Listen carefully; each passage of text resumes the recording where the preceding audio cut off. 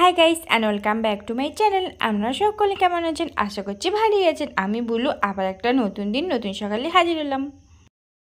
আর প্রত্যেক দিন সকালে সেই আশিবাসি কাজ মানে তো সেই একই রকম, ঘরদোর ঝাঁট দাও, মোছো আর এইসবই কাজ। আর আজকে কিন্তু উঠেই ঘরদোরটা ঝাঁট দিইনি, কারণ আজকে একটু উঠতে দেরি হয়ে গেছিলো, তাই জন্য উঠেই আগের দিন রাত্রে কিছু জামা কাপড় সার্ফে মেখে রেখেছিলাম, সেগুলো আগে উঠেই কেচে নিয়েছি, না জলের স্পিডটা কমে। আগে কেচে নিয়ে ধুয়ে শুকুর দিয়ে দিয়েছি, দিয়ে তারপরে উঠোনটা ঝাঁট দিয়ে ঘরদোরটা মুছে নিলাম, নিয়ে কিছু বাসন ছিল সেগুলো মেজে নিলাম, নিয়ে একেবারে স্নান করে নিয়েছি। স্নান করে এই যে আমার গোপুসোনা দিকে এখনও ঘুমাচ্ছে, তারপরে গোপুসোনাকে এবার শয়ন থেকে জাগিয়ে পুজোটা সেরে নেব।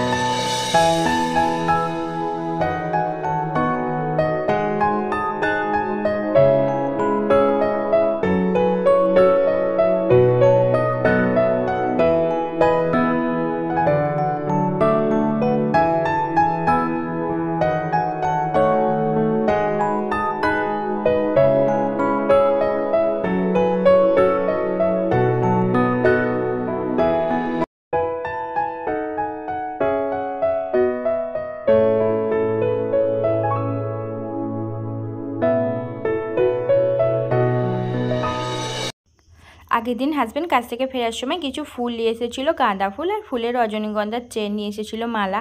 আর শ্বশুরমশাই তো প্রত্যেক দিন সকালে গা ধুয়ে এই যে জবা ফুল আর কিছু সাদা টগর ফুল তুলেছিল। প্রত্যেক দিনই আমার শ্বশুর জবা ফুলটা তুলে দেয়, উঠে সকালবেলা গা ফা ধুয়ে নেয় তো তখন একেবারে ফুলটা তুলে দেয়। আর এই যে রজনীগন্ধার চেনগুলো খুব বড় বড় ছিল, তাই যেগুলো একটু বড় বেশি ছিল সেগুলো একটু মানে ঠাকুরের বটিতে কেটে নিলাম, নিয়ে একটু ছোটো করে নিলাম যাতে সব ঠাকুরকে দিতে পারি। আর কেটে এই যে এখন পুজো করে নিলাম। আজ গোপুকে একেবারে ঘুম থেকে তুলেই স্নান করিয়ে দিয়েছি। গোপুকে একবারে স্নান করিয়ে জামা পরিয়ে টিপ পরিয়ে মালা পরিয়ে একবারে বসিয়ে দিয়েছি, একবারে খেতে দিয়ে দেবো। আবার একটু পরে বেলার দিকে একটু খেতে দিয়ে দেবো, নাহলে তো গোপুর খেতে পেয়ে যাবে।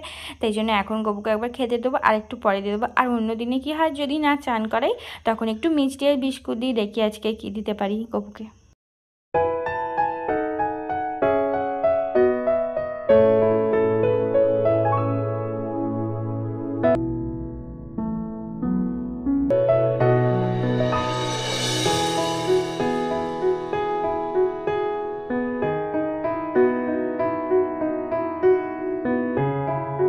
সমস্ত কাজবাজ সেরে পুজো পুজো করে আসলাম যে চা খাবো, চা বানাবো।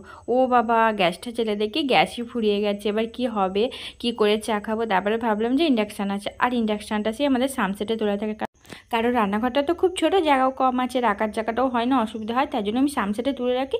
যখন প্রয়োজন হয় তখন পারি, আর প্রয়োজন হয় না, এমনিতে গ্যাস থাকে, কাঠের উনান থাকে, ওই জন্য লাগে না।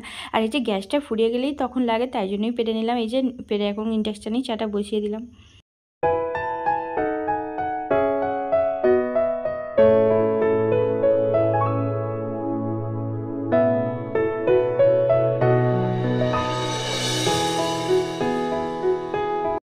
তারপর চা বানিয়ে দুজনে বকবক করতে করতে চাটা খেয়ে নিলাম, খেয়ে রেডি সেডি হয়ে নিলাম, নিয়ে দুজনে বেরিয়ে পড়লাম। একটা দরকারি কাজে যাচ্ছে, একটু দরকার আছে। আর আজকে ভাগ্যটা সত্যিই খারাপ, কপালটা একদমই খারাপ। অর্ধেক রাস্তায় এসে গাড়ির তেল ফুরিয়ে গেছিলো, তারপরে ভাবলাম বোধহয় গাড়ি ঠেলে ঠেলে নিয়ে আসতে হবে। তারপরে ঝাউ করে একটুখানি স্টার্ট নিল, আবার পাম্পে গেলাম, গিয়ে তেল ভরে এই যে আবার আমাদের গন্তব্যস্থলে বেরিয়ে পড়লাম।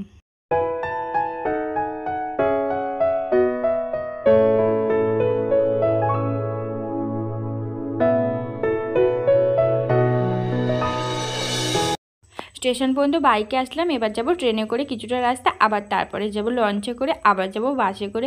যাই হোক, ট্রেন পেয়ে গেছি, ট্রেনে উঠে পড়েছি। আর ট্রেনে উঠেছি আর বরমশাই ঘুমাবে না, সেটা কি কখনো হয়? ট্রেনে উঠলে তো ঘুমাতেই হবে। এই যে বরমশাই ঠিক ঘুমিয়ে পড়েছে ট্রেনের মধ্যে। আর সেই ট্রেনে উঠে ঘুমাতে শুরু করছে, আর স্টেশনে নামার আগে ঘুমটা ভাঙলো জাস্ট। যাই হোক, তারপর স্টেশনে নেমে পড়লাম, আর নেমে এখন এই যে যাচ্ছি, লঞ্চে করে যাব এখন বাবুঘাটে। এখান থেকে লঞ্চ ধরবো, তারপরে যাব। আর এই লঞ্চটা আমরা পেলাম না, ভর্তি হয়ে গেছে, ছেড়ে দিল। আর কয়েক মিনিট আগে এলেই পেয়ে যেতাম। তারপরে এতক্ষণ কি করব দাঁড়িয়ে দাঁড়িয়ে, তাই জন্য বরমশাই চলে গেল এই যে ঘটি গরম নিতে। এখন ঘটি গরম নিচ্ছে। এতক্ষণ দাঁড়িয়ে শুধু ভালো লাগে, দাঁড়িয়ে দাঁড়িয়ে একটু ঘটি গরম খাবো, আবার লঞ্চটা আসলে তারপরে যাব।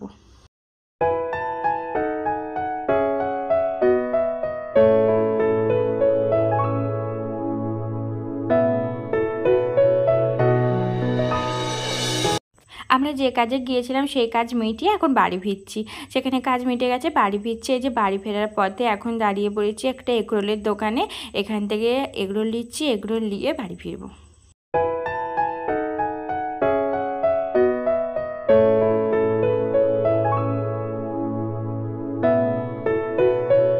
এগরোল নিয়ে এখন বাড়ি চলে এসেছি, বসে বসে এখন রোলটা খেয়ে নিই। আপনাদের সাথে দেখা হচ্ছে পরের দিন। আজকের মতন তাহলে টাটা।